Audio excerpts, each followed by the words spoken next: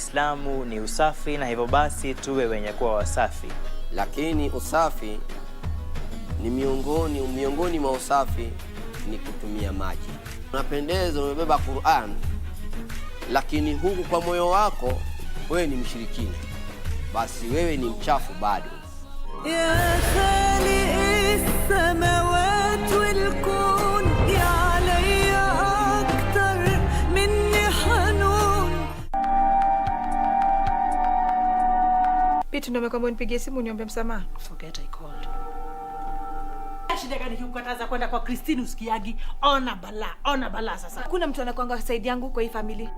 Ukijana anatumia Jane vibaya sana. You know, sometimes love can be blinding. Unaweza ongea na yeye?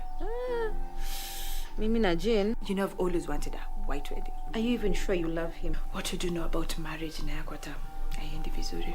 Oh, Jane, you really don't know me. Huyu msichana vile ni bad news. Si unajua familia vizuri ama mwasahau? Najaribu kumuelewa kakake. Nini nilikufanya ukolekana dada? Ulikuwa unampenda? Bado ninampenda. Sijaiwa cha kupenda babako. Na unampendea nini? Usinisumbulie mtoto, niko na mmoja, mimi sina watoto wengine nje. Wewe ni mtu mzima sasa. Kwa hivyo leo na kinyangari katicho chochote ndio ufurahi, si ndio? And now I feel like, oh, you're the reason why I'm thinking I don't want to smoke all the cigarettes no more. Still the one that I love, the only one I dream. Whoa, still the one I miss. You only need the light when it's burning low.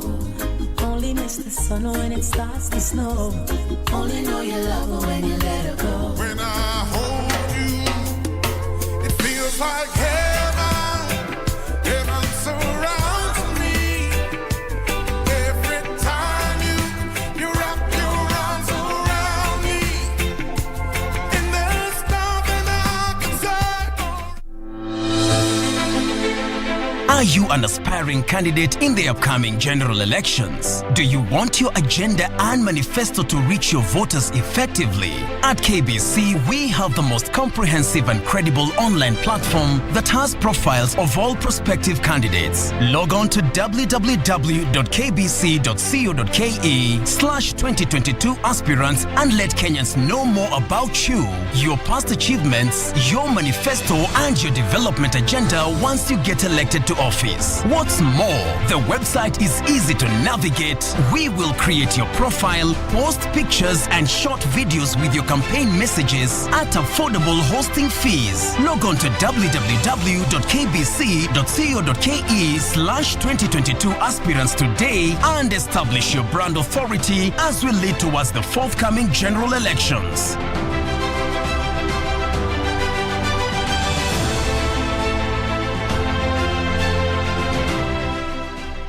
Kupata Yes My Love kama sikiza tune yako, dial *811 *816#. Mutiso, wewe nafanya nini hiyo? Wacha nieleza, panataka hiyo kitu. Panataka Mutiso. Ai mbo, sasa hiyo tu unakuja unaanza kunizuzia kwa nini hata sijafanya kitu? Wewe nieleza Mutiso, hapana leta hiyo kitu. Taka. Wacha nachukua simu. Hello? Yes my lovely. Yes, I did the dishes. Kupata Yes My Love, bonyeza *811 *816#. *811 *816#. All I do is win. I wake up, I win. I close my eyes, and I win. We got a emergency, girlfriend.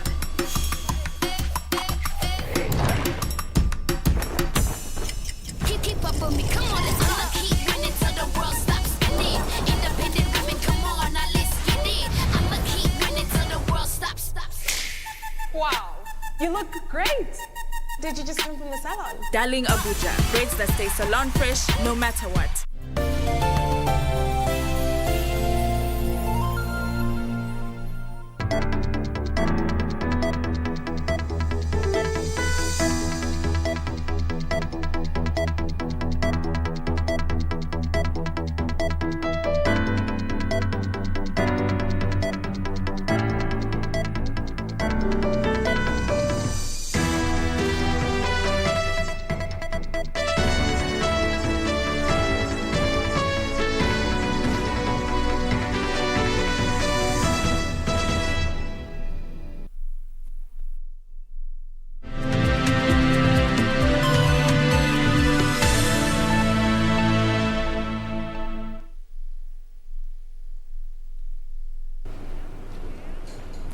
Good afternoon. This is Lunchtime News. My name is Jackie Wambiru. Sign language interpreter is Anne Wangeshi. Well, we have a comprehensive bulletin lined up this afternoon. And remember, you can interact with us on our social media platforms at KBC Channel 1. Now, to kick us off, we're gonna look at the story, and the government has issued 6,000 title deeds to a section of residents in Isiolo County. Treasury Cabinet Secretary Kuriatani says they issued documents mostly for residents of Oldonyiro and Ngarimara wards would help the communities improve their livelihoods and also help reduce cases of cattle rustling. The national government, in collaboration with the Isiolo County Government Department of Lands, has issued 6,000 title deeds in Isiolo County in Oldonyiro and Ngarimara. While issuing the title deeds in Isiolo, Treasury Cabinet Secretary Kuriatani said the titling would uplift the lives of locals in the area. Tushirikiane, tulete watu wetu maendeleo, tulete watu wetu mafanikio mema. Hii ya nyumbani hii ni bure, ni wakati tu. Isiyo mnafanya siasa kama kitu muhimu, kama matter of life and death. Hii siasa si baada ya uchaguzi itapotea. The locals thanked the government for the title deeds, saying the wait has been long. Tulikuwa naogopa kijanga kwa sababu hatuna title. Mwenye ako na title kama atakuja atakunganyanganya. Kama tumepata tumeshukuru sana. Paka ma ancestors zetu jambo hili haikufanyika wakati yao, imefanyika wakati wetu. Sasa tunashukuru zaidi. Mumesikia Lapset project inapita hapa, mumesikia Resort City inajengwa hapa. Isiolo imekuwa center ya maendeleo ya Kenya.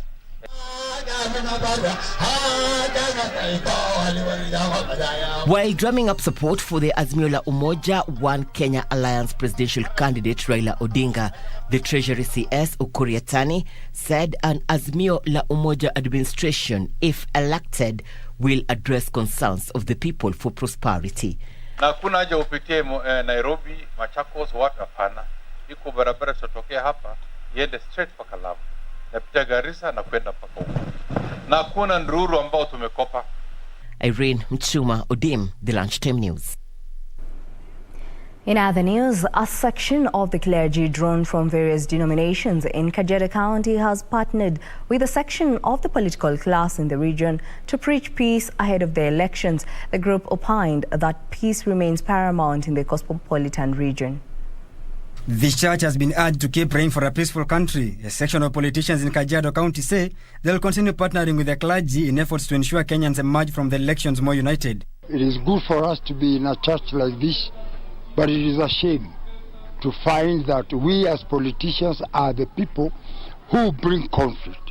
Wanakosanisha watu, wanapiganisha watu because of a way that we bring conflict within our people. We are asking for peace, for without peace there can never be development. The politicians also challenged to ensure they lace their campaign with peace messages to avert division among communities living in the region. The clergy further called upon the youth not to be used as a tool of violence during the elections. Imechukua miaka mingi kutoka wakati ambapo tuliponyagua uhuru kujenga nchi ifike mahali ambapo imefika, na tutaki wakati huu wa siasa tuweze kuharibu maendeleo ambayo tumeyapata. The Peace Pact is expected to see the launch of a 14 days caravan that will traverse the county rallying for peace. For Lunchtime News, I am Frederick Parsayo. Nairobi Woman Representative Esther Passaris has called on leaders seeking elective posts in Nairobi County to put more focus on supporting local businesses in a bid to boost incomes of traders. Speaking after making an impromptu visit to a number of second-hand clothes outlets where she donated tools for trade for traders in Nairobi, Passaris said she will ensure the small-scale businesses do not suffer in the hands of powerful individuals who use their power to achieve their selfish motives. Passaris, who is defending her seat on an ODM ticket, at the same time defended the Azimio la Umoja One Kenya presidential candidate Raila Odinga from criticism on remarks on second-hand clothes, clarifying that he intends to ensure Kenyans do do not buy mtumba clothes from outside, but rather ensure the country becomes a manufacturing hub.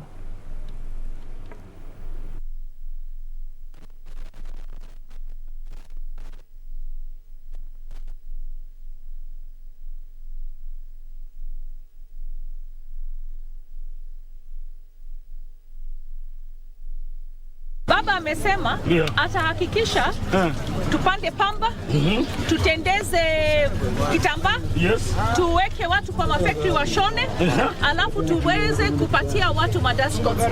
Atakuwa ametusaidia sana mama. Hizo kwa kuna vitu tutauza mtumba. Kuna vitu tutatendeza sisi wenyewe. Tutacompete hivi pamoja. Tutembee na wewe, tutakunulia hiyo mkokoteni leo. Sawa. Sawa. Nimenunua na shilingi 10,000. Na mimi nimeshukuru sana. Mheshimiwa amekuja Toy Market, anajaribu kusema ya kwamba tuache propaganda ati mitumba inabaniwa. Mitumba haitolewi, mitumba haiendi pahali. Ile kitu anajaribu kuavoid ni umefungua beli ya mitumba ya 20,000. Hii beli umefungua ya mitumba ni ya trouser ama jacket, lakini unapata ndani unaweza uza either quarter ama half of it, ingine unatupa, na ukitupa inaenda kuchafua misitu yetu, inaenda kuchafua area zetu pali tunakaa, baadaye mito, afya yetu inaanza kuwa mbaya. Na nanunulia kiatu, wamama wamenunuliwa sweta, wamebaiwa za kuomba mzee msamaha. At a time when senior women civil servants were few and far between, Dr. Sally Jepngetich Kosgei not only reached the high glass ceiling, but also shattered it to become an internationally respected diplomat and later a politician and member of the cabinet. This week on the cabinet, we focus on Dr. Sally Kosgei, who first served in the regime of President Daniel Arap Moi and later that of President Mwai Kibaki in the United States. Between 1978 and 1981, she taught at the University of Nairobi's Department of History and Archaeology. In 1981, she joined the Ministry of Foreign Affairs as the first Secretary of UN Habitat. She then held the position of Senior Assistant Secretary Africa and Organization of Africa Unity, OAU, Acting Head, Africa and OAU Division at the Ministry of Foreign Affairs. In 1984, Kosgei became Kenya's High Commissioner to Zimbabwe. She was transferred in the same capacity to the United Kingdom as well as Ireland and Switzerland in 1986 and held the position until 1992. She represented Nairobi in London during a time of strong political headwinds, with the clamor for multi-party politics growing. President Moi and other African leaders suddenly found themselves out of favor with their foreign allies as the Cold War ended.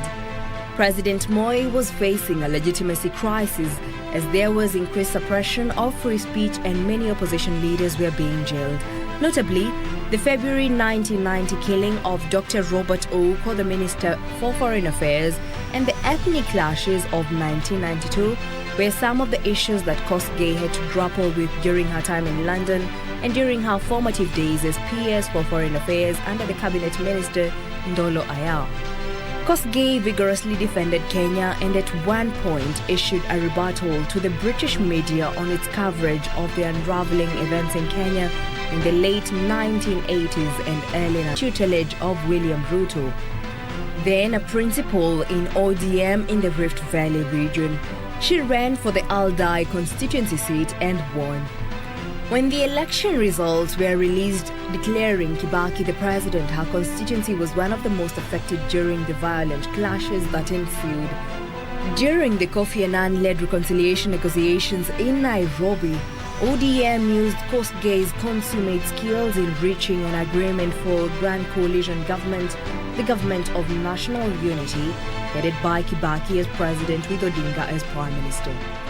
She was later rewarded with a ministerial post heading the Ministry of Higher Education, Science and Technology. The coalition government created the new ministry, carving it out of the mainstream. The High Court has dismissed a petition by Dennis Gaku challenging the credibility of Johnson Sakaja's academic credentials in his bid for the Nairobi gubernatorial seat. In a judgment by Justice Anthony Murima, the court found that the Independent Electoral and Boundaries Commission does not have the mandate to verify documents nor summon witnesses before upholding the decision of the Dispute Resolution Committee to clear Sakaja to vie for the Nairobi top seat. Well, we shall be bringing you more details in our subsequent bulletins. For now, we move on to KICC, where the Electoral Commission is spearheading the 2022 National Election Conference that kicked off Monday, and the forum under the theme Move Kenya Towards a Stronger Democracy aims to assess Kenya's preparedness towards a fair, peaceful and credible election. Our reporter Kamche Menza has been manning the ground and will give us more details. Kamche, kindly bring us speed. Well, good afternoon to you, Jacqueline Wambiru, back in studio. And today, as you can see, it's the second day of the National Election Conference, a conference that has been organized by the electoral body IEBC, of course, to take stock of how far they are in preparation, or rather with regards to the general election preparations. Yesterday was day one, today is day two. It is a conference that has brought on board different stakeholders from different organizations, institutions, from the grassroots to the political leaders and all other stakeholders that are concerned with the elections that are coming up. We have also seen the international community that is here. Issues have been raised by a number of stakeholders. Earlier on in the morning session, we saw a number of stakeholders raising issues, especially on the technology bit. Some of them asking whether areas that there is no good connectivity, whether they are assured of results being transmitted at the right time and in the right way, or are there measures that IEBC has put in place to ensure that there is no interference with the transmission of results. Remember, currently IEBC is receiving ballot papers that is actually the exercise that is currently ongoing. And what is happening is that this is a conference that IEBC is trying to engage the stakeholders to try and understand there are issues that the electoral body has not covered, there are issues that the electoral body has not considered that may have escaped their mind and that they might consider at this point. And those are some of the issues that have been raised in this particular conference. Issues concerning how the information about the voters is, as IBC has been collecting information about the voters. So how assured the public, how assured is it from their information being interacted with? Remember, IBC yesterday said that the voter register is out and political parties can have access to it. And so those are some of the questions that are being raised.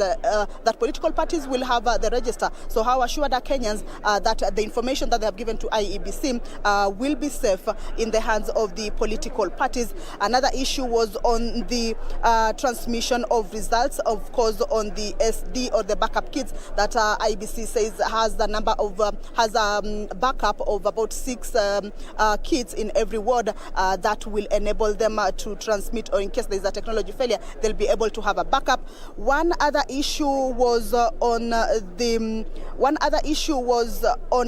centers which do not have 3G connectivity, saying that they have already procured satellite modems that will be deployed to those areas. So basically, those are some of the issues that have been raised by a number of stakeholders.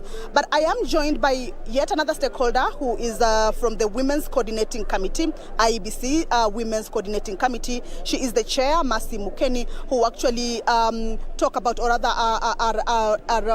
are concerned with issues about women from the grassroots level to the political bit, and they are here. They have also given out their issues. So basically, what I want to get from her is whether they have managed to air their issues. Has all the women that they're saying they are representing here been covered in the way that they would want, and what is the way forward? Welcome, Mercy. Maybe you could start us off with basically what is your organization or association about? So basically, the Women's Coordinating Committee is a committee that was formed by IEBC. It brings together a consortium of civil society organizations, and our main task or main role is to advise IEBC and to support IEBC to make sure that women are included in the process of election. Yes. So far, we have 27 days to the election. How do you see the engagement so far on women? I can say that there's been great improvement compared to what we saw during the last elections. The WCC has been able to go to grassroots levels in different counties and engage women at grassroots level, basically trying to find out what are their issues, and then we are able to have a sit down with the IEBC commissioners and the staff at IEBC and tell them these are the issues. So there is avenue for women to be heard. But having said that, we also realize that there are still impediments or barriers that might make the grassroots woman especially not be able to vote. And such issues that came out while we were going round is, for example, women having their IDs hoarded even by their husbands. So yes, a woman is a registered voter, but then they do not have access to their ID. And the fact that they might be having a contrary opinion on who to vote for come 9th August, then chances of them being involved in elections are very minimal, and women are really worried about this. The other issue is women with special needs, and I'm not just talking about women with disabilities. I'm talking about women with children. I'm talking about women with other health conditions that are not seen by the naked eye, that have really expressed a lot of concern on the long queues and the long standing that really impedes them from being able to vote. And this is something we've brought forth with IEBC, and they're looking into ways of making sure that this is taken care of. Of course, another concern is security during the voting day and even after. So we know that women have the burden of care. So when there is violence, women shoulder the burden in terms of taking care of the people who are affected, in terms of even, remaining widows and all these stories that we know of. So there's really a lot of concern on women, and they are asking for assurance that there's going to be security. And it was quite interesting and also encouraging to hear the police talk about structures that they've put in place this time round. The other issue that is also of great concern is women are saying they really want their vote to count. And we know that's a cry for every Kenyan. Like, they really want the person they select, the person they choose to be the person who's declared the winner at all levels. And then the big ask, and we are really looking forward to having a big debate with women aspirants to talk to the grassroots women. The grassroots women are asking, what are the aspirants? What is their manifesto? What do they have on the table? This is what we have for them. And so we are looking in the next few weeks to organize, especially Nairobi. We want to start with Nairobi, an aspirants debate. We are looking at MP, Senate, and gubernatorial level, so that women can come and air their views and tell the leaders this is what we want. So I must say that the WCC has given an opportunity for women to engage, and we hope that this is going to continue. We hope that this process will continue even after 9th August, because then the election process is a long process, and to have a woman meaningfully participate requires a lot of empowerment, a lot of information, a lot of civic engagement and civic education, and this is what we look to support IEBC to. So issues that have been raised by the women out there, do you think in this particular forum, this particular conference, your questions have been heard, and are they going to be considered, or it's could be a little bit too late? I must say quite a number has been had. I was a panelist yesterday, so I was able to also bring out part of these issues, as well as the other panelists who are also talking. So they have been captured during the recap this morning. Those issues stood out quite clearly, and so we are happy about it. But there are others that would take time, especially getting the really marginalized woman to participate in the process. Others do not even have IDs, so that is something that IBC cannot do anything about, but we are looking forward to continuously engage in the next 4 years together with the members of the committee and, grassroots women, other civil society organizations and other stakeholders to continuously educate, engage with women, and give them the tools they need. Yes. Thank you so much, Mercy, and we wish you all the best as you represent all the women in the country. Wambiru, 27 days to the elections. This is a stakeholders meeting, like I told you earlier. Of course, IBC trying to assess the general preparedness of this particular election. Remember earlier on, IG Hilary Mutyambai was around and he assured of the country's security during the election period, before, during, and even after.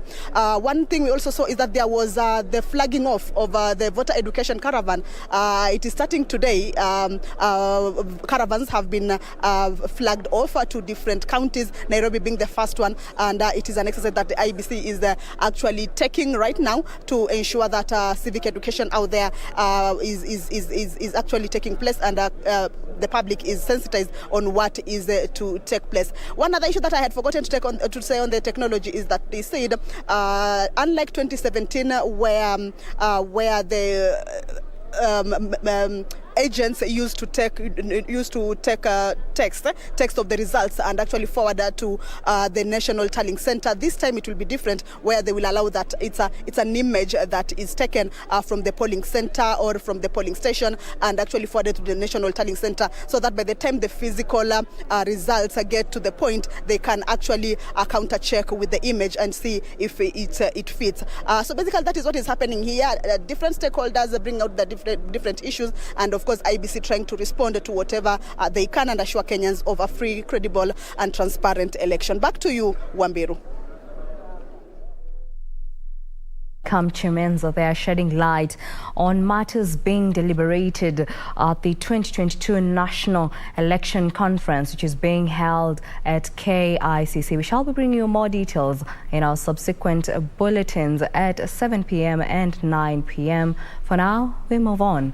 A section of politicians in Kakamega County has pledged to turn around the fortunes of cane farmers if elected into office, led by the county gubernatorial aspirant Fernandez Barasa. The politicians called on the electorate to vote wisely in the upcoming elections. Challenged the Independent Electoral and Boundaries Commission to ensure transparency in the elections by keeping the promise to have a manual voter register as a backup. Ya Azimio tumesema we want to have the manual register ya kura, kwa sababu sio kila mahali tuko na mambo electronic. Si sawa? Hiyo itahakikisha kila mtu ambaye amejisajili kuja kuwa mpiga kura, ikifika tarehe 9 mwezi wa 8 ataweza kupiga kura. Ya baraza na Savula. Vile Mumias Sugar Company inafufuliwa, Mheshimiwa Baraza, we need a farmers bank hapa Malava town. Mkulima akipeleka miwa yake West Kenya pale ama apeleke Butali, sisi kama county tutengeneze a revolving fund. Mkulima akishapeleka miwa yake Butali Sugar Company ama West Kenya, apate receipt na aende kwa bank, alipwe na pesa ya county ambaye ni wakili kwa Mombasa. That report from Kakamega County brings us to our first break here on Lunchtime News. Don't go too far. We still have more news coming up.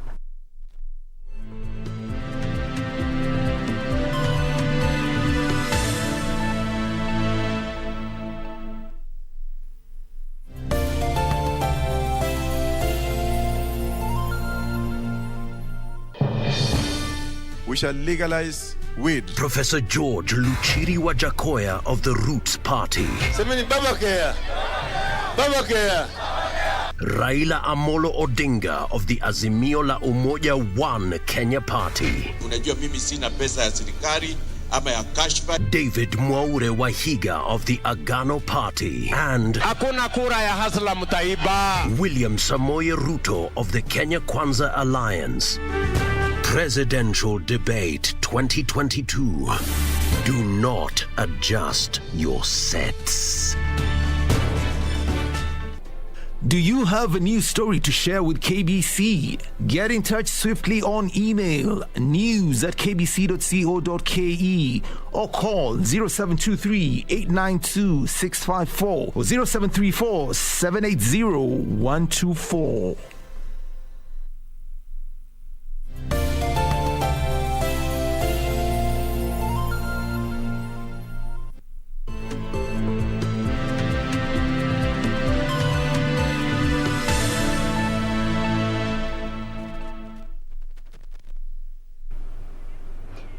Welcome back. Now let's proceed. The Kenya Private Schools Association, KBC, has assured the government that they will put more effort into construction of 5,000 classrooms by January next year to ensure the transition of junior secondary school is fully effected.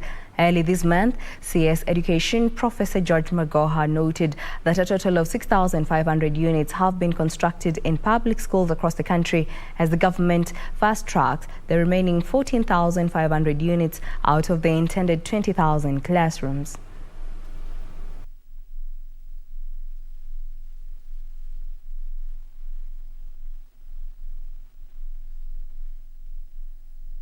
Our classrooms will be fully equipped by January, including the laboratories. This is because the construction is already complete, and at the moment we are equipping the classrooms with the furniture. The government is doing the best it could to complete the classrooms to accommodate the learners that will be graduating. Government, together with the Ministry of Education, need to move in a quick way to ensure that as we transit to junior high school, all material is ready for learning and teaching.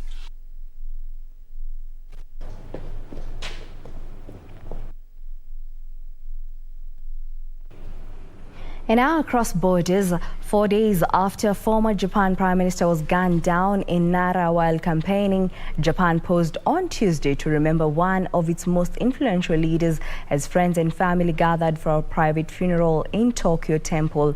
The suspected killer, who was arrested at the scene, has been identified as 41-year-old Tetsuya Yamagani. The killing of former Japan Prime Minister Abe in broad daylight horrified the nation and the world at large, especially considering that Japan is one of the countries with the most strict gun control laws. In his tribute, Japan's Defense Minister Nobuo Kishi, who is Abe's brother, issued a statement saying he had lost his brother and at the same time that Japan had lost an irreplaceable leader. Elsewhere, military reports show that the SAS, a special forces unit of the British Army, may have unlawfully killed 54 people in one of the Afghanistan tours. Internal emails show that officers in the highest levels of special forces may have been aware of the suspicious killings but failed to report the matter to the military police despite a legal obligation to do so. Individuals who served with SAS operatives on that deployment say that they witnessed the squadrons kill unarmed people during night raids while using the so-called drop weapons, AK-47s planted at scenes in order to justify the killings. The Ministry of Defense said it could not comment on the specific allegations, but that refusal to comment should not be taken as an acceptance of the allegations' accuracy. Reporting for Lunchtime News, I'm Daniel Mugo.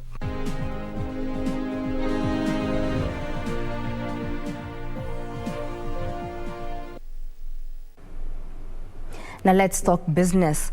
The high cost of farm inputs has rendered farmers incapable of sustaining their livelihood, threatening food security.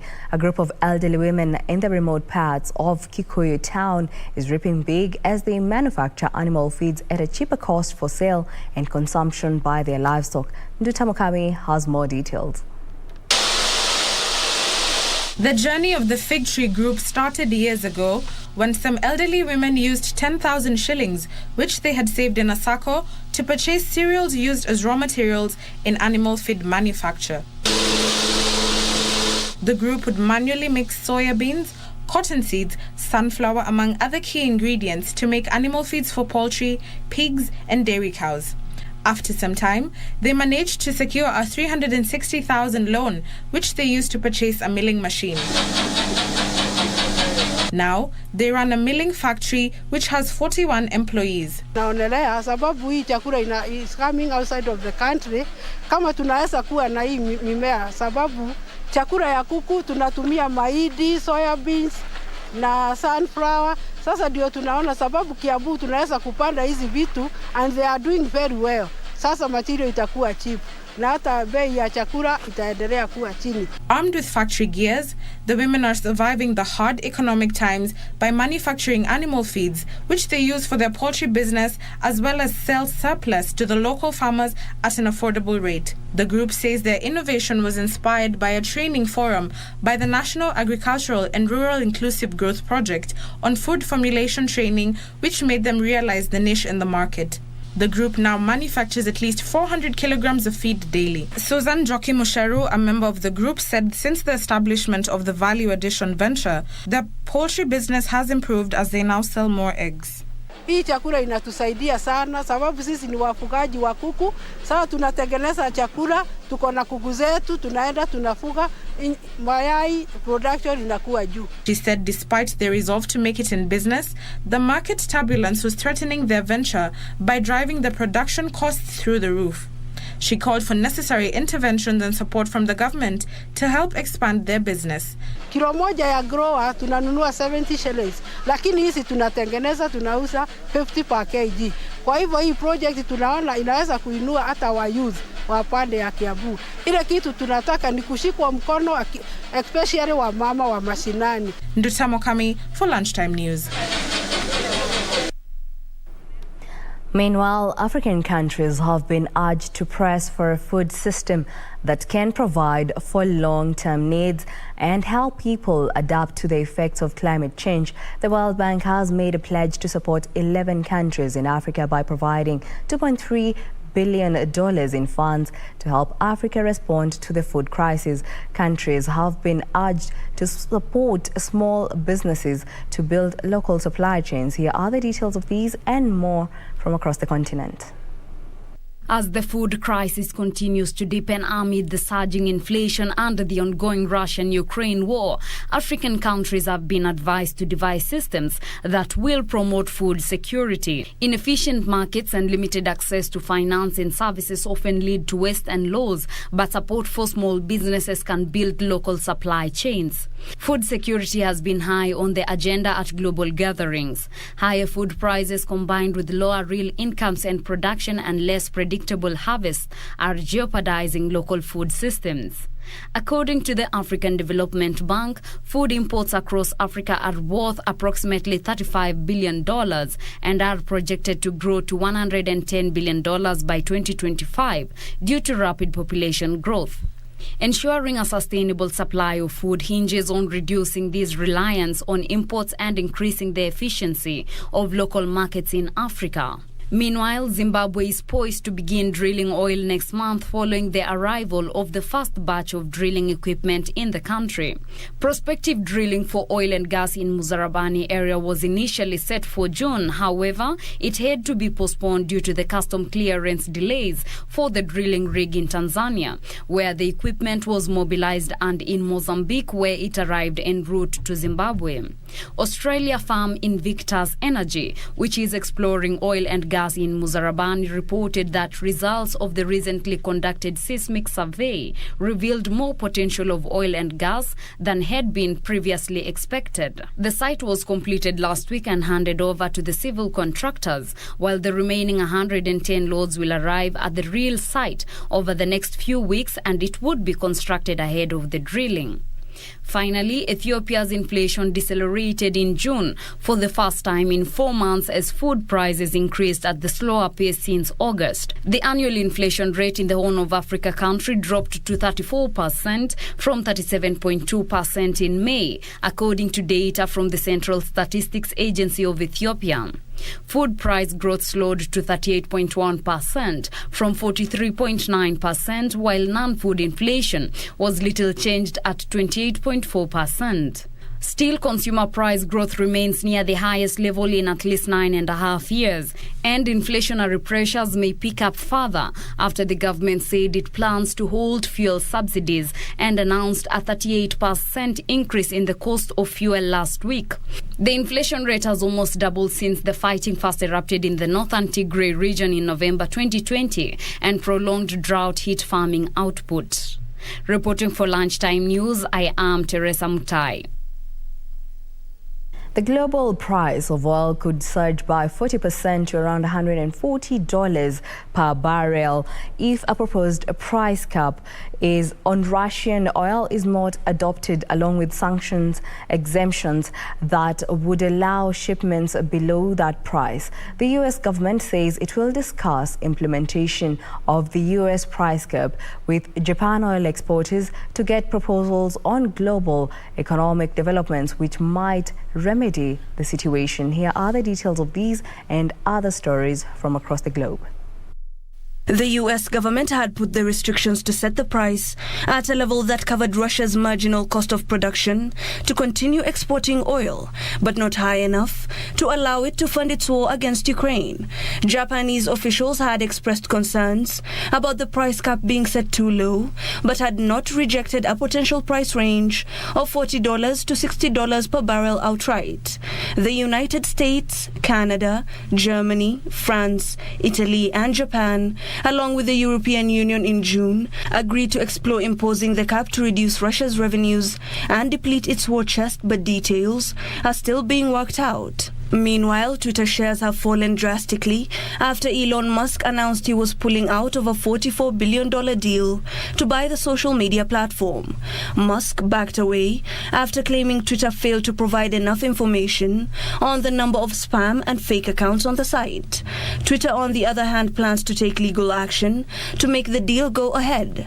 Twitter's shares price stood at about $32.64 as at Monday trading, falling further below the $54.20 a share takeover price agreed by Musk and Twitter's board in April.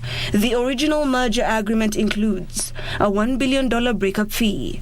Finally, the Chinese government says it will start releasing money to customers who have had their funds frozen by several rural banks. The announcement came just a day after a rare protest in Henan's capital, Zhengzhou, turned violent. Payments will be made in batches from the end of this week. The 4 banks that were the focus of the protests are believed to have frozen a total of $5.8 billion of deposits. The Henan Bank and Insurance Regulatory Bureau and the Henan Provincial Local Financial Supervision Bureau outlined the plans to make payments to customers through a local association supervised by China's central bank. Hibak Saeed for Lunchtime News. Hotels, supermarkets and high-end grocery retail outlets are now required to state the sources of their groceries and other horticultural products as the Food and Agriculture Authority enforces the KS 1758 food standards. The newly gazetted safety standards crafted by players in the horticulture sector seek to entrench traceability systems in the country's food systems. In 2021, the horticulture subsector generated 158 billion shillings in exports as the sector recorded a 15% growth. To show up export activities in the sector, players crafted safety regulations that have been gazetted by the Food and Agriculture Authority. The law requires hotels, supermarkets and high-end retail outlets to state the source of their groceries in a bid to ensure farmers supplying foodstuff comply to the new standards. Exporters will also be required to get additional KS 1758 certification before getting an export license in measures aimed at reducing checks and interceptions at the international market. The newly gazetted safety standards also cover workers' rights and welfare in line with international best practices as Kenya seeks to increase its food and safety standards ratings globally.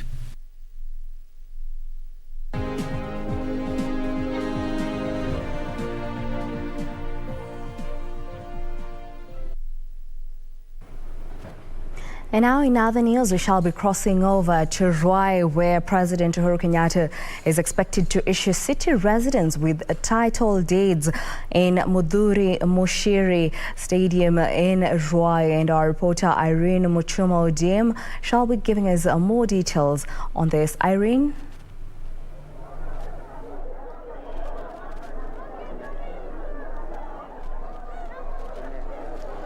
Wambiru, good afternoon. We are coming to you from Mweke in Kasarani in the county of Nairobi, where we're expecting President Uhuru Kenyatta to make his way here anytime from now. He will be launching the Mweke Health Facility before he proceeds to Embakasi, where he'll also be launching a health facility before the issuance of title deeds to city residents. And Wambiru, it has been a long wait for residents here in Mweke. This health facility is expected to be of good use to them. They won't need to travel far to acquire medication, and they're also looking forward to better health care, and this is going to be a boost to them, not only health-wise but also in line with development. But before further ado, let me engage one of the residents here to tell us his expectations ahead of this event this afternoon. Karibu sana, tueleze majina yako. Majina naitwa Alfred Kioko Mtua, mkaaji wa Mweki. Nielezee matarajio yako wakati huu tunatarajia Mheshimiwa Uhuru Kenyatta aweze kufika mahali hapa. Kwanza namshukuru na mkaribisha Mweki, amekaribishwa. Matarajio yangu ni ya kuja kufungue hii hospitali. Tulikuwa tunasafiri sehemu mbali kutafuta huduma. So namshukuru kwa hiyo. Matarajio ile nyingine natarajia maendeleo yenye miradi yenye ilianzishwa kama hizi barabara, na kwa sasa Mweki soko iko mbali. So tungemuomba matarajio yetu kama watu wa Mweki, tungeomba soko at least ishungulikiwe, ikaribishwe karibu na sisi. Yeah. Ni changamoto gani hasa mmekuwa mkipitia kulingana na maneno ya matibabu? Matibabu shida iko juu saa hii tuko Mweki, na in case ni mgonjwa ngojeke hapa itabidi apelekwe hadi Jiru, na Jiru ni mbali. Unaweza kuwa huna fare ama hauna vitu zingine, ama magari ziko na mashida, na hiyo ni masaa ya usiku. Sasa hiyo ndio changamoto. Linge niko chini kwa DC na ni mbali. So tunafurahia na tunajifunia sana hii wasiki kuwa karibu na sisi. So tunashukuru sana. Shukran sana. Zippy, right behind me is where we are expecting His Excellency President Uhuru Kenyatta to make his way here. And you can see hundreds of residents have already converged at this location as they expect His Excellency President Uhuru Kenyatta to make his way. He will be opening the facility on our right side, and security officers are already here to ensure everything proceeds as planned, and also we can see a number of traders making their way here. Probably they'll be able to address their concerns as the president makes his way here to officially launch the Mweke Health Facility. Wambiru? Well, thank you so much, Irene Muchema Odim there, coming from Mweke in Kasarani constituency, with residents expressing their reprieve. This comes even as President Kenyatta is expected to launch the Mweke Health Facility and Mihango Health Facility, as well as issue city residents with title deeds in Mudhuri Mushiri Stadium in Ruai. We shall be bringing you more details as we proceed, and once the president arrives, we shall be going back and bring you live pictures.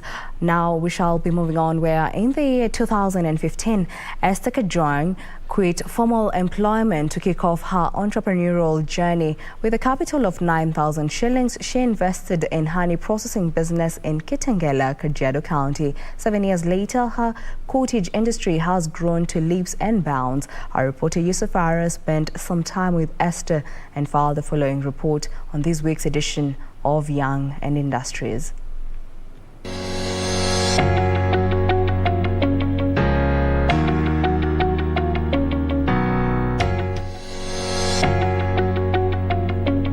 Eastnut Foods Limited operates from this homestead located in Kitengela, Kajiado County.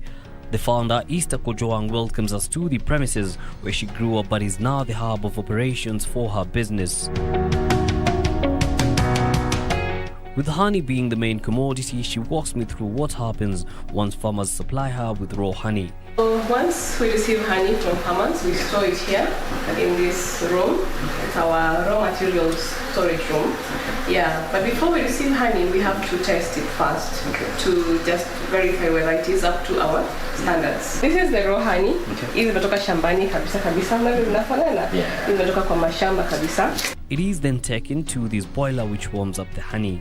You know, honey comes when it's very thick. Yeah. So we warm the honey so for it to be light, so that we can save it. But we warm it at a temperature of 36 degrees Celsius. At that temperature, the honey is not denatured. The protein in the honey is not denatured. So we are able to preserve the integrity of the honey. Once the honey is warm enough, just let it out slowly. This here is already pasteurized honey and it has settled. When it settles, you see this is a mixture of, there's some wax, there's some pollen, and basically things that are suspended within the honey. They all, sometimes they just float. So we call it scum. So before we package honey, we remove all the scum. If it cools and the scum comes out, you get very, very good honey. Yeah. The honey, now in its finest form, is ready for packaging, and this machine packs it in different container sizes depending on the client's needs. So I've just set it to pack 1 kg honey, so I'm going to pack the 1 kg honeys, and I'm going to use the automatic function.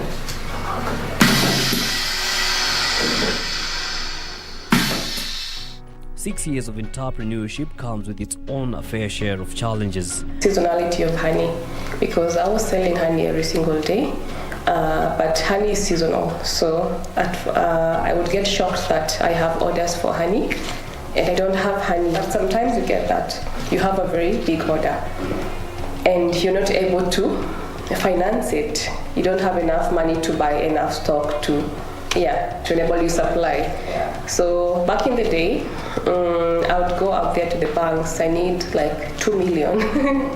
I need 2 million because I need to buy this much honey to supply. They're like, okay, what do you have? Do you have a title deed? No. Do you have a, how is your statement? No, we want a 6 months bank statement. I give them, they're like, you only want 100,000 loan. Her resilience over the years has seen her business grow. Esther has employed 6 pairs of hands to help her run the business. Nimepeana mahali kwa kina bibi, nipenua kapointi mahali, nasomesha watoto wawili, first born na second. This has helped me save up some money, which I would like to maybe do other things, like put into content creation, or also maybe another business venture. What's the vision of Eastnut Foods Limited? I asked the 31-year-old entrepreneur. There's one machine that we're still looking for to buy, a big pasteurizing machine. Esther says young people shouldn't wait to be handed opportunities, rather they should develop a nose for gaps that provide business ideas. All it took Esther was 9,000 shillings in initial capital. The entrepreneur hopes that the business will grow to the point of not just supplying the local market, but the international market as well. Yusufar reporting for Young in Industries from Kitengela, Kajiado County.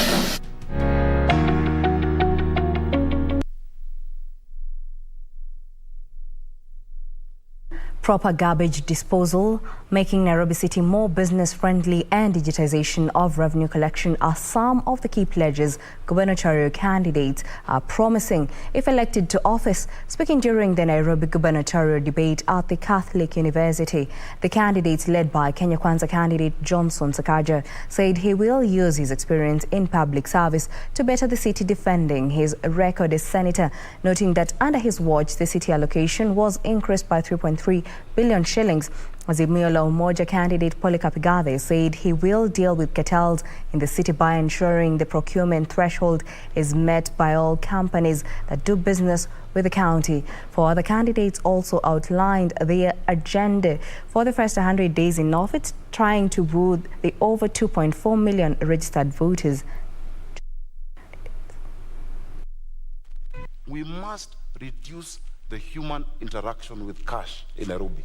We must digitize service provision, that all the 130-something revenue streams must be allowed to be paid digitally wherever you are. What we're going to do is this in Nairobi.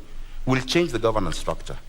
We're going to have 5 boroughs in this city. Then you reduce the capacity of that corruption. And what we are going to do is to make sure that we digitalize the collection of all that revenue so that the leakage, we seal the leakage. Technology is one of the best things to overcome loss of revenue. And we are going to use technology in the public revenue management system. I'm going to include everyone in the management so that we're able to seal the loophole even whereby corruption come through. We'll digitize a lot of operation in terms of tracking, investigation, and further we'll bring in the investigative abilities of KRA into my office.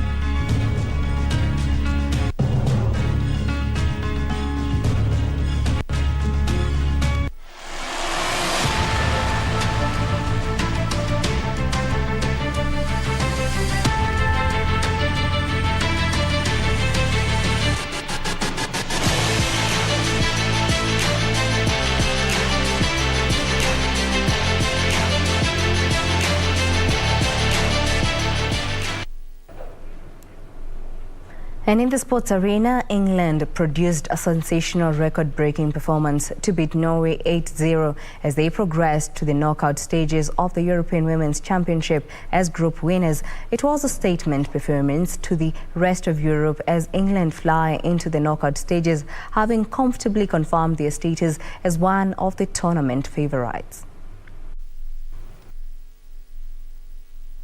Britain was treated to a memorable night as England broke their own tournament record to win 8-0 in what was perceived to be the biggest test of the group stages. 2.5 minutes on the clock and England on the score sheets. It could be a very long evening for Latvia. Hemp on the opposite side and drifts inside, looking to link up White. Stanway. Who's getting on the end of this? Oh, another goal! A first goal for England! Norway, ranked 11th in the world, was outplayed and completely stunned by England, team oozing confidence. No side had ever scored 8 goals in single Euros match in both men's and women's competition until the Lionesses ran riot at Amex Stadium. We might not have expected.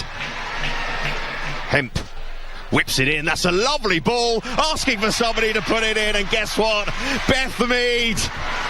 It's not taken her long to score England. England and Stanway stepping up for 10.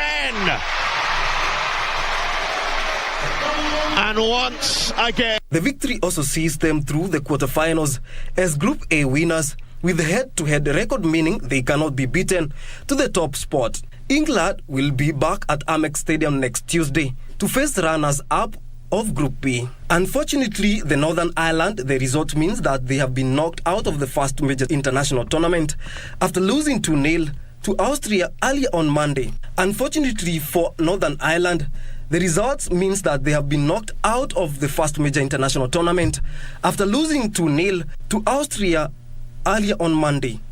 Kingori Mwangi for Sports News. Another hatch.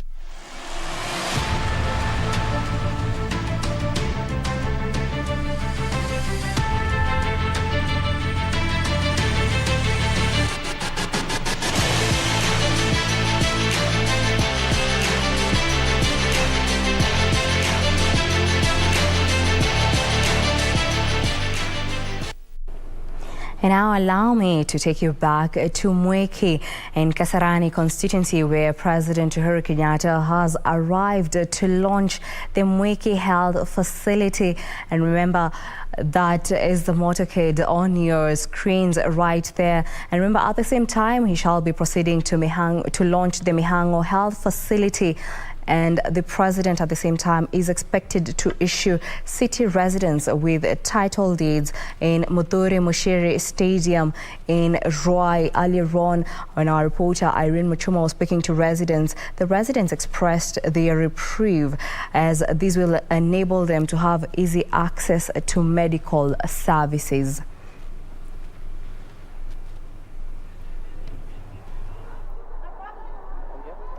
Good afternoon. The pictures coming to you live on the screen are from Mweke area in Kasarani constituency, the county of Nairobi, President Uhuru Kenyatta is making his way to this location as he is set to officially launch the Mwiki Health Facility, a facility that is expected to be of great benefit to residents here in Mwiki.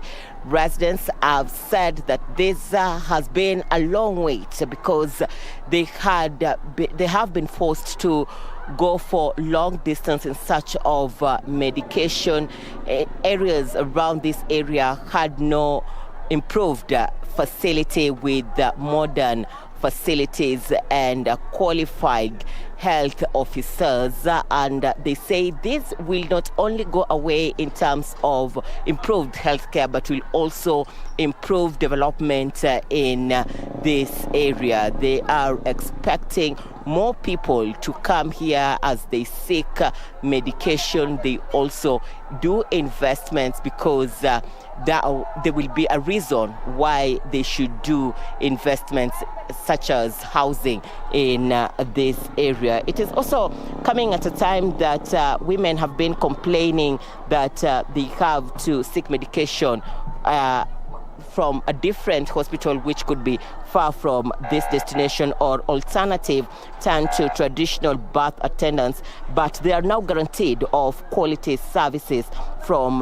qualified midwives who will be in this facility.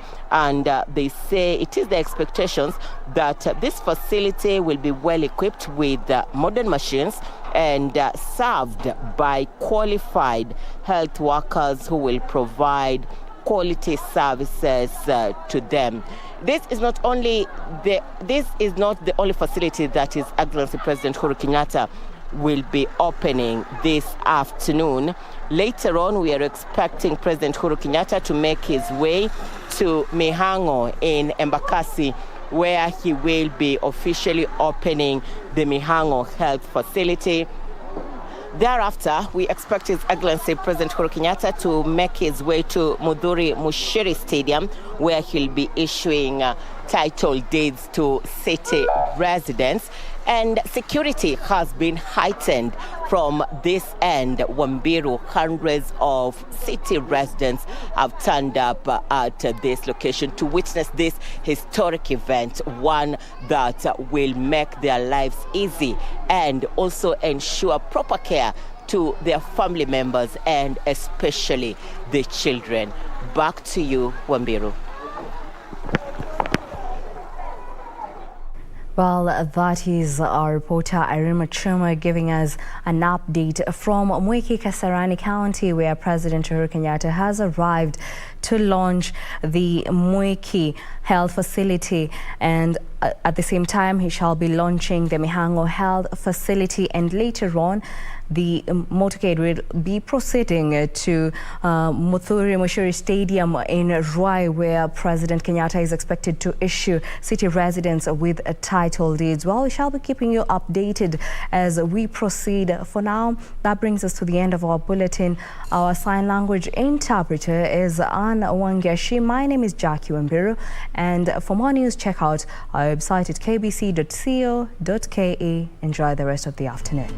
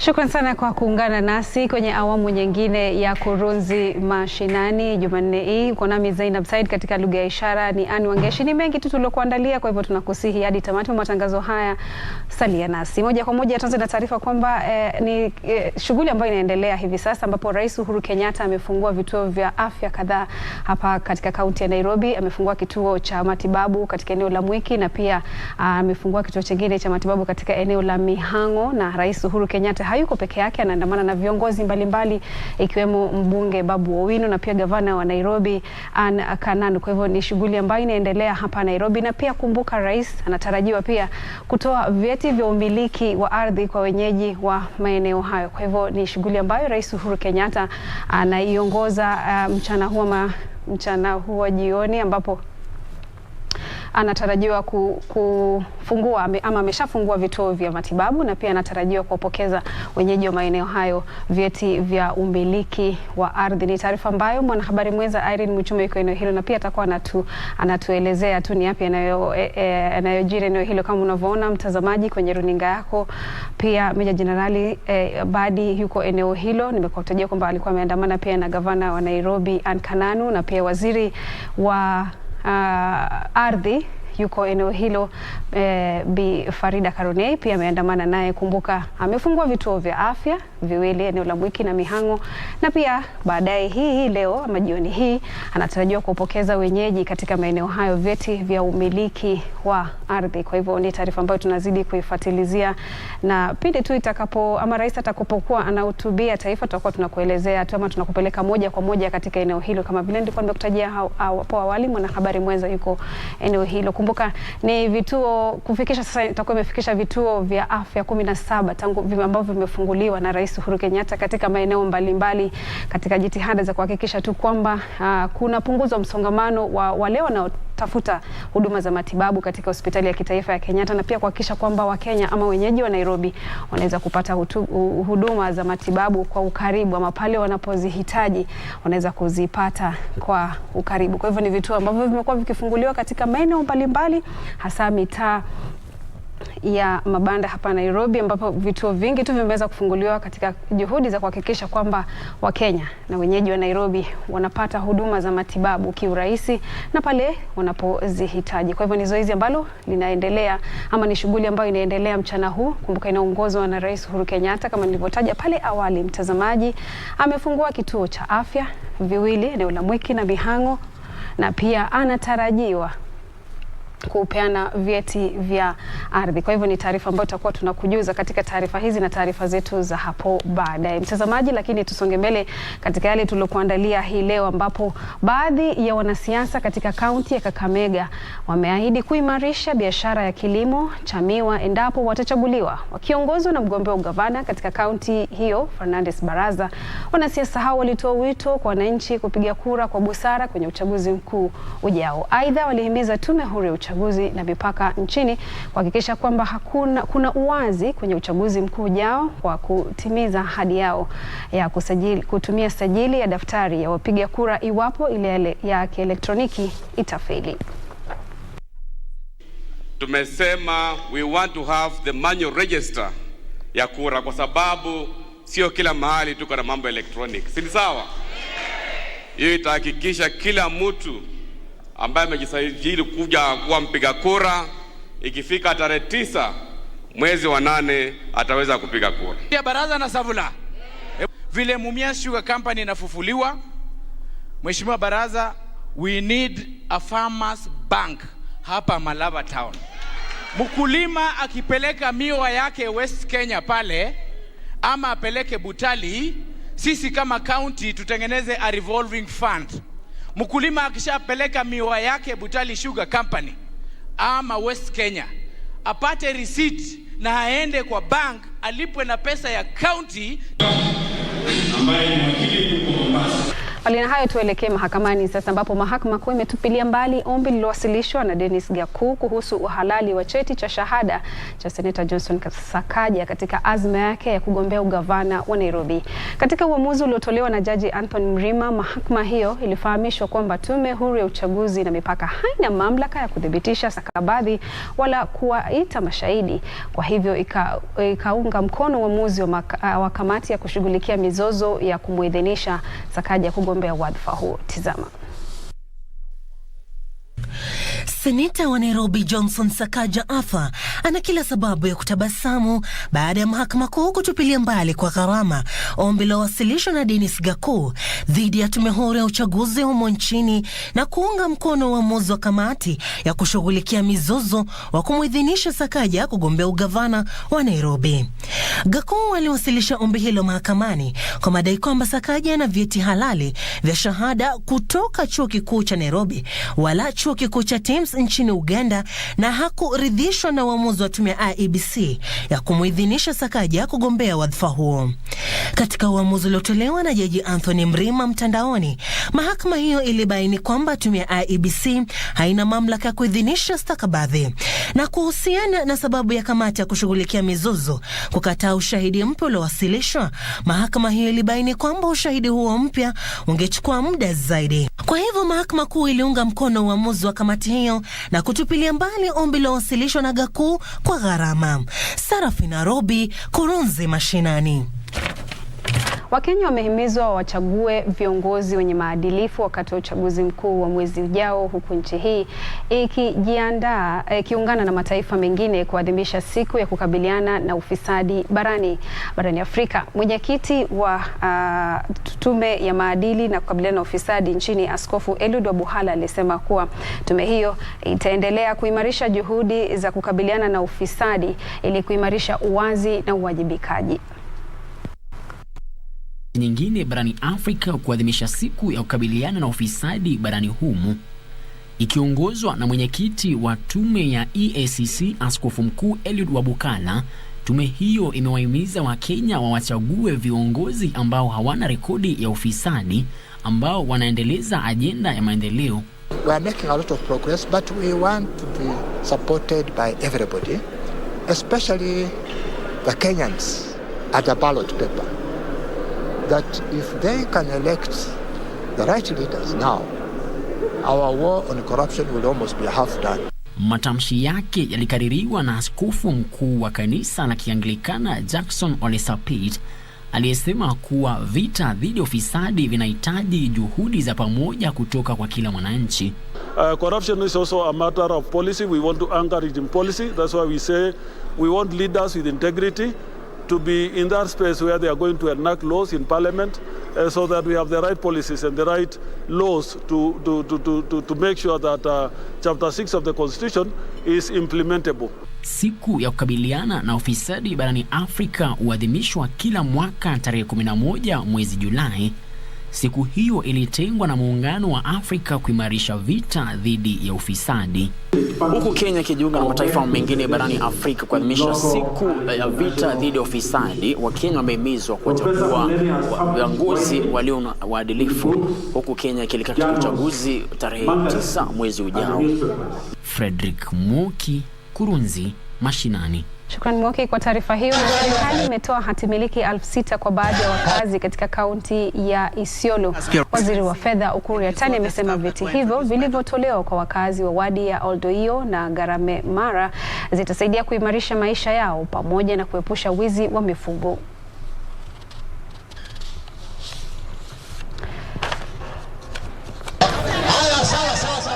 Serikali ya kitaifa, because your excellency had directed us, serikali ya kaunti imetoa hatimiliki 6,000 katika kaunti ya Isiolo kwa wakazi wa Oldoinyo na Ngaremara, wadi mbili zenye idadi kubwa ya wafugaji.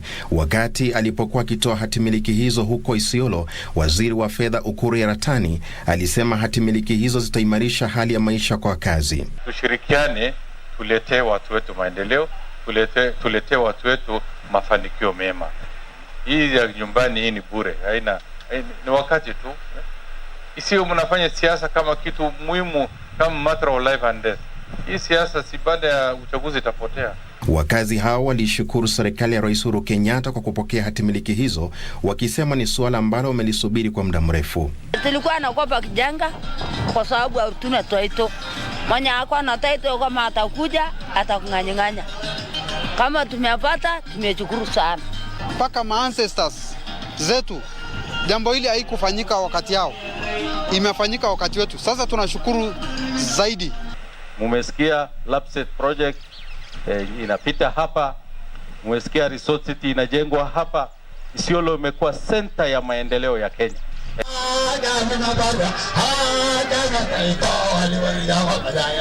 Huku akiunga mkono kampeni za mgombeaji urais kwa muungano wa Azimio la Umoja One Kenya Raila Odinga, Waziri Ukur Yatani alisema muungano wa Azimio la Umoja One ukibuni serikali iwapo Raila Odinga atachaguliwa itahakikisha imeimarisha hali ya maisha wakazi wa eneo hilo. Na kuna haja upitie Nairobi, Machakos, wapi? Hapana. Iko barabara tutokea hapa iende straight mpaka Lamu. Na pita Garissa na kwenda mpaka huko. Na kuna ndururu ambao tumekopa. Mtazamaji, sasa turudi eneo la Embakasi hapa Nairobi, na kuhusiana na taarifa ambayo nilikuwa nimekuelezea pale awali. Kumbuka Rais Uhuru Kenyatta anatarajiwa kutoa vyeti vya umiliki wa ardhi katika eneo hilo, ikitarajiwa kwamba vyeti 1600 vitatolewa hii leo, ama 6000 vitatolewa hii leo kwa wakazi wa eneo hilo. Na kwa sasa hivi waziri wa ardhi Farida Karonei anazungumza, hebu tumsikize. Hizi title deeds, asante your excellency.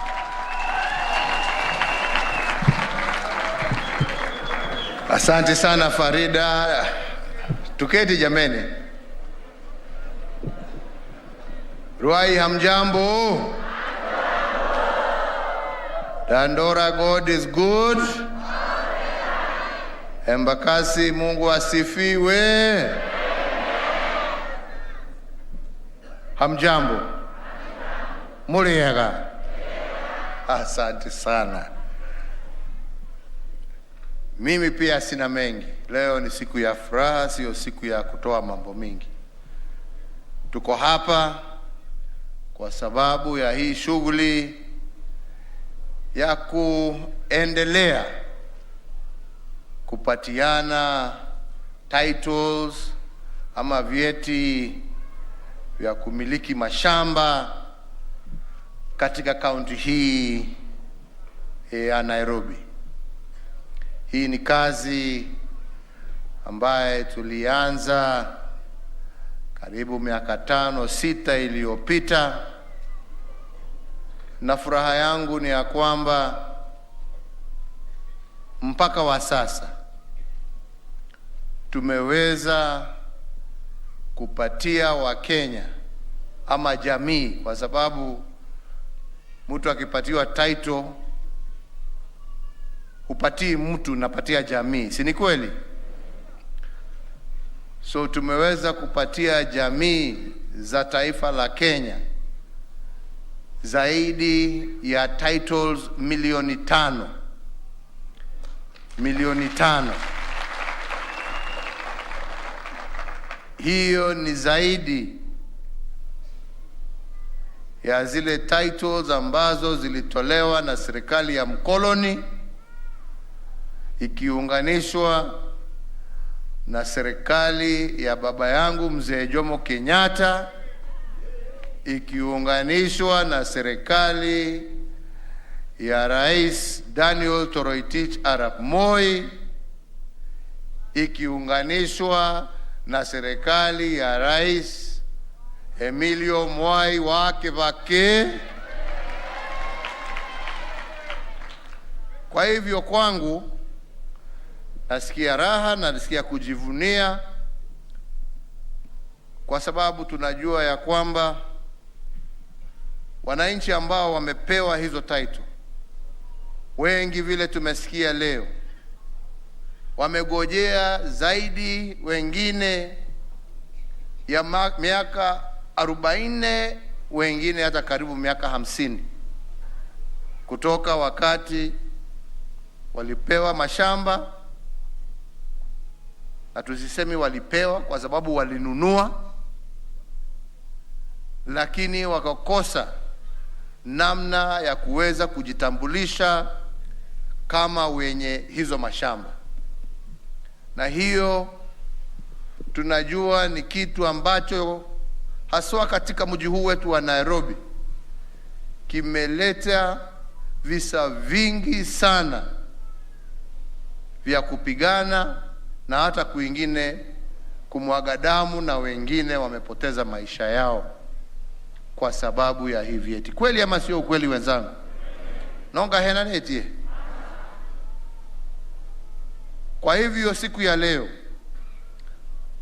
tuendelea, na sasa najua tunakaribia kumaliza hiyo shida na kuhakikisha ya kwamba Wakenya wenzetu wa hapa Nairobi wameweza kupata vyeti vyao, na mtu aweze kulala kwake nyumbani akijua ya kwamba asubuhi ya kesho hakuna mtu anaweza kuja amubomolee nyumba yake, hakuna mtu anaweza kuja aseme ni kwake. Na nafikiri hiyo ni neno kubwa sana, na tunashukuru Mungu. Niseme hivi, katika eneo hili tukiunganisha Umoja, Dandora, Embakasi Ranching, tumepeana karibu titles 50,000, is it? No. 40,000, no, 40,000. 40,000 katika mji wa Nairobi peke yake. Tumepeana zaidi ya title karibu title 1,250. Those are people who are now home and property owners in their own right. Na tukilinganisha hiyo na tuunganishe pamoja na ile infrastructure tumejenga, hawa ni watu ambao labda zamani mtu angeweza kusema huyo ni mtu maskini, lakini na tuambiane ukweli, wale ambao ni watu wa Umoja, na hii barabara sasa tunakuja kuweka dual carriage, siko karibu kuisha, anora hiyo agoro kimakiugate drama akate thie gwakwa nini igaraga ku ni adigaraga ku no agoro kimatioragio no lakini hiyo barabara, wale ambao wako na maplot katika hiyo barabara, si kuna wengine hapa wako na maplot huko nikisema ya kwamba plot hapo sasa huwezi kupata chini ya milioni 4, ningeweza kusema nimesema uongo. Wewe gane milioni 4 na lewe kila muhuko na taito yoli. Ojoke mundu aha oke abirie kuwa Uhuru gutire wera arutete ri. Ojo ni mundu raigua mutwe wega.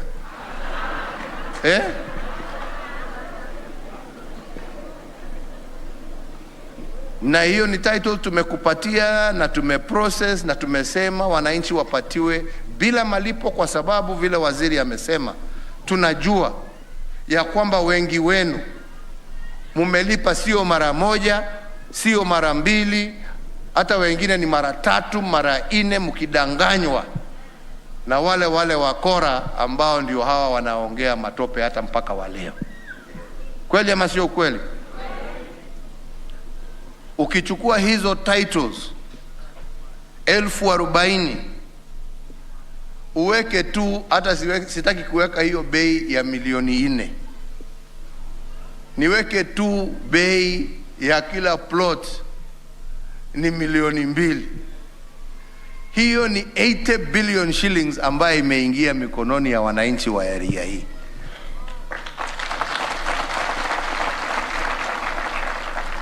$80 billion shillings. Na watu sasa wakitumia hiyo kwa njia ya makini kujenga nyumba za kuishi, nyumba za kukodesha, maduka na mambo mengine. Si hiyo ndio njia ya kutoa umaskini katika mji wetu wa Nairobi na Kenya kwa jumla? Kweli ama sio kweli?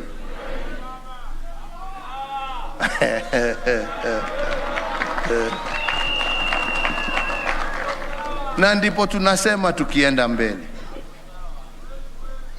uongozi watu watafute kwa sababu ya nia yako ya kubadilisha maisha ya wananchi, lakini tusitafute kwa nia ya kutafuta ukubwa ama kujitajirisha we mwenyewe. Na viongozi wachunguzwe kwa vitendo vyao. Mimi nataka niwashukuru nyinyi wakaazi wa Ruai, wa Dandora, wa Embakasi kwa jumla, kwa vile mmeniunga mkono miaka hiyo. Tumejaribu sisi upande wetu kutatua shida mbalimbali. Mnajua ni barabara nyingi ambazo tumeweza kuweka lami, ambazo hazikuwa na lami. Tuko na hizi titles ambazo tunalete. Tumejaribu mambo ya kuweka maji na mambo mengine, na hata sasa tuko na mradi wa sewage ambao baada ya miaka ingine miwili na nusu utakuwa umemalizika, na ndio wananchi hata wa sehemu hii wawe na sewage facilities, ndio wanaweza kuwa wanaishi katika mitaa ambayo itakuwa safi. Na mambo haya yote ni ya kuboresha maisha. Mambo haya yote ndio itatusaidia kulete viwanja. Hawa wazee, wakina mama na hata vijana ambao watapata titles leo na watajenga. Hiyo ni kazi kwa vijana wetu ambao watakuwa hapa. Wengine vile nimesema watajenga maduka, wengine watajenga workshop ya kuandika na wataajiri watoto wenu. Wengine wataweka duka za wataajiri watoto wenu. Na hivyo ndivyo maendeleo hupatikana. Na ndipo mimi nawauliza kwa heshima, nikiwa hapa leo nikitoa hizi title, nichukue pia fursa kusema na washukuru kwa kuniunga mkono na asante kwa kunipatia hii nafasi. Na nafikiria nimeweza kuyatenda yale ambaye nimeweza, na tunataka wale ambao watakuja waendeleshe hiyo kazi. Sio kila saa kuongea, kusema, kutukana. Ado matiria ga irumi. Malea ga dilino. Kwa sababu hakuna wakati hakutakuwa na mambo magumu. Lakini mambo magumu yatatuliwa kwa viongozi kukaa na kujiuliza tutafanya nini. Kama sasa gharama iko juu ya mambo mbalimbali kwa sababu ya mambo ambayo inatendeka nje ya nchi yetu. Lakini hiyo sio sisi ambao tumepatiwa nafasi ya uongozi kuteta. Ni sisi tukae, jameni, njoo tujue wakati tunagojea mambo ya ulimwengu yatulie, tutafanya nini kusaidia wananchi wetu. Huyo ni kiongozi. Lakini wewe ukiwa kazi yako ni kulaumu, ukiona kizuri unaona vile nimefanya, ukiona kibaya unaona vile wengine wanafanya. Kwani kuna serikali ya mazuri na mema? Si yote ni serikali moja? No mamoha na gioraidhi gai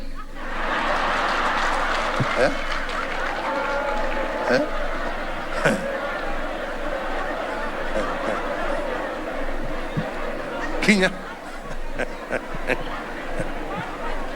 unasikia kustuka Jameni, tusiwe watu ambao sio watu ambao wanafikira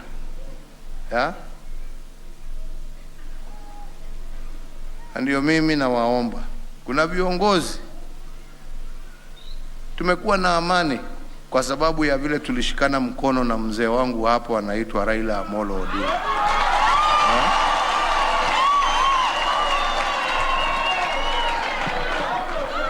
Na mimi napenda sana vile wameshirikiana na mama ambaye hacheki, Martha Karua,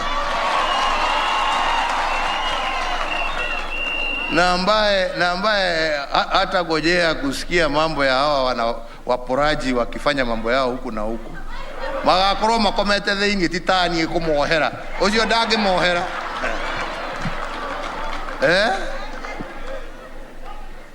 Na mimi nawauliza, hawa ndio wataweza kuendelesha hii kazi, na tuhakikishe ya kwamba tuko na nchi ambaye inaongozwa kwa njia ya haki, kwa njia ya ukweli, na kwa njia ya kutatua shida za wananchi. Kwa sababu hakuna mtu mmoja, mimi nilichukua kutoka kwa mzee Kibaki, si ni kweli? Nimesukuma pahali nimeweza, si ndio? Sijatatua shida zote, siwezi nisimame hapa niseme ya kwamba nimetatua zote, lakini tunataka tuweke barabara njema, ndio wale watakuja na hawa wasukume wafikishe kiwango chao, na baada ya hao bado kutakuwa wengine kana haigothiaga atia nderaga andu muthenya ungi hari hindi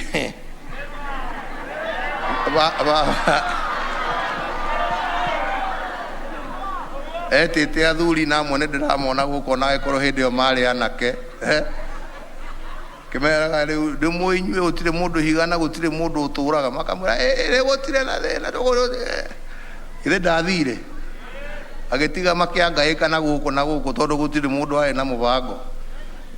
Niĩ nĩ ndĩramwĩra tene niĩ ndĩ wa gũkũra, no niĩ ndirakũra njerekeire kũu, ndiharĩirie. Nĩ ndĩrahoya Ngai ahe mĩaka ĩngĩ igana ũna tũikaranie gũkũ thĩ, nĩguo no nyende tũkorwo twĩna atongoria arĩa tũkahota gũkorwo nĩ tũrehoka na nĩ twĩcirĩtie ũrĩa tũreka, nĩguo tũthuri andũ tũkwĩhoka atĩ nĩ megũtũtwarithia na matigũtũcokia na thutha, nĩguo tondũ harĩ kahinda twacokete na thutha. Kũrĩ andũ mũthĩ athuri marĩmĩirwo na mathire thukuru, nĩguo no mũthĩ nĩ athuri na mbeca cia kahũa, nĩguo na mbeca icio igĩkinya handũ hamwe ikĩũra na igĩthira piũ, rĩu tiga ciana ciao kwaga iratũ. Ona ũcio warĩ mũthuri rĩu tondũ nĩ mũthuri na nĩwe wathiaga cukuru na kĩratũ, wewe mwenyewe nĩ wairaka, nĩguo nĩ ũndũ wa ũtongoria nĩ ũhoro wanyu. Mũndũ akaroraga mbere ti gũthikagĩrĩria, tondũ gwĩ kĩndũ kĩragwo cama wa rũrĩmĩ, ũkahakwo maguta ũkahũra hĩ, nĩguo no ndũnarora mũndũ ũrĩa ũrakũhaka maguta ahana atĩa, mĩtugo yake ĩikarĩte atĩa. Wewe gacoka kuga ngai korwo nĩ ndũĩ ndiũĩ kana nĩ mũranjigua ndĩramwĩra andũ aitũ, nĩ mũranjigua maya ngai andũ aitũ, mnanisikiza kweli?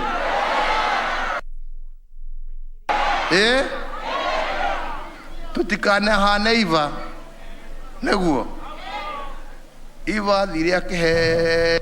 Naam, mtazamaji, ni Rais Uhuru Kenyatta ambaye yuko katika uga wa Muthiri Mushiri katika eneo la Embakasi hapa Nairobi. Anaongoza zoezi ambalo ni zoezi la kutoa hati miliki za ardhi kwa wakazi wa eneo hilo, akitarajiwa kutoa hati hizo 6,000. Kumbuka pale awali alikuwa amefungua vituo kadhaa vya afya katika maeneo hayo katika jitihada za kuhakikisha tu kwamba wenyeji wa Nairobi na Wakenya kwa jumla wanapata huduma kisawasawa chini ya serikali yake. Ni taarifa ambayo Irene Muchuma yuko eneo hilo anaifuatilizia, na tutakuwa tunakujuza katika taarifa zetu za saa 1 na hapo saa 3 pia. Tusonge mbele, ambapo baadhi ya viongozi wa madhehebu mbalimbali katika kaunti ya Kajiado wameafikia mkataba na wanasiasa wa chama cha Jubilee ili kuhubiri amani kabla, wakati na baada ya uchaguzi mkuu wa mwezi ujao. Akiongea mjini Kitengela wakati wa hafla hiyo, mgombea useneta wa Kajiado kwa tiketi ya chama cha Jubilee Moses Sakuda alisema kuwa kanisa lina jukumu la kutekeleza ili kuhakikisha amani inadumishwa nchini. Alilihimiza kanisa kuwakosoa viongozi wanaoonekana kuchochea mizozo ya kisiasa na pia kutishia kuvuruga jamii. For us to be in a church like this, but it is a shame to find that we as politicians are the people who bring conflict. Wanakosanisha watu, wanapiganisha watu because of a way that we bring conflict within our people. We are asking for peace, for without peace there can never be development. Viongozi hao pia waliunga mkono ugombezi wa urais wa Raila Odinga chini ya muungano wa Azimio One Kenya, wakimtaja kuwa nguzo ya kuunganisha nchi hii. Viongozi hao pia waliwahimiza vijana wasikubali kutumiwa kuzua ghasia. Imechukua miaka mingi kutoka wakati ambapo tuliponyakua uhuru kujenga nchi ifike mahali ambapo imefika, na tutaki wakati huu wa siasa tuweze kuharibu maendeleo ambayo tumeyapata. Mkataba huo wa amani unatarajiwa kuzindua msafara wa amani kwa siku 14 ambao utazuru maeneo yote ya kaunti hiyo kuhubiri amani. Mtazamaji, zimekatika 31 baada ya saa 10. Niseme shukrani sana kwa kusalia nasi. Tumekujuza ile ugongo wa vichwa vya habari kufikia hivi sasa. Hizi ni taarifa tu ambazo zinazidi kufuatiliziwa, na hapo saa 1 na saa 3 tutakuwa nazipata kwa kina. Umekuwa nami Zainab Said, katika lugha ya ishara amekuwa ni Ann Wangeshi. Hadi wakati mwingine, Mola akiridhia. Masalam.